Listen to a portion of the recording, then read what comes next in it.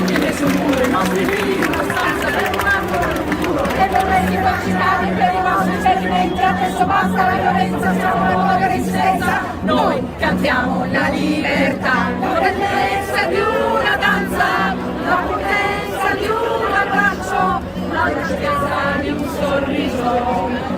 Noi cantiamo la libertà di baciarci e di sognare, di unirci e di imparare, di decidere e pensare. Noi cantiamo la libertà, noi cantiamo la libertà, noi cantiamo la libertà, noi cantiamo la libertà, noi cantiamo la libertà, noi cantiamo la libertà, noi cantiamo la libertà, noi cantiamo la libertà.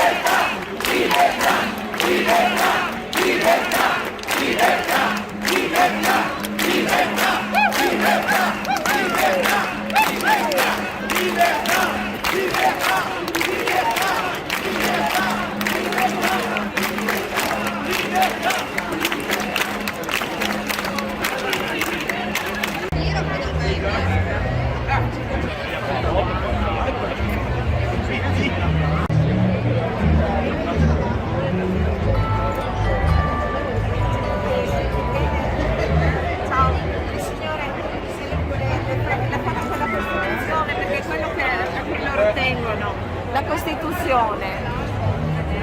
Fagli due domande. Signora, perché è qua? Oltre che per me, per i miei figli e i miei nipoti. Nessuno della sua famiglia si è vaccinato?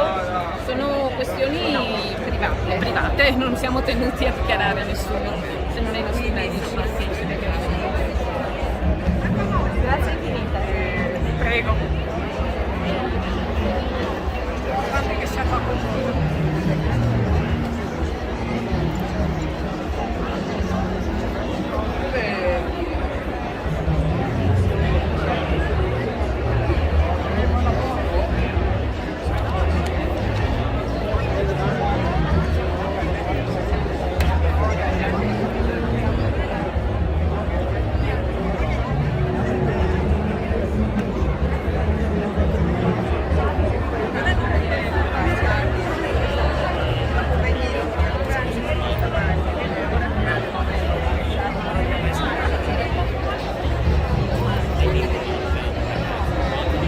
Buonasera.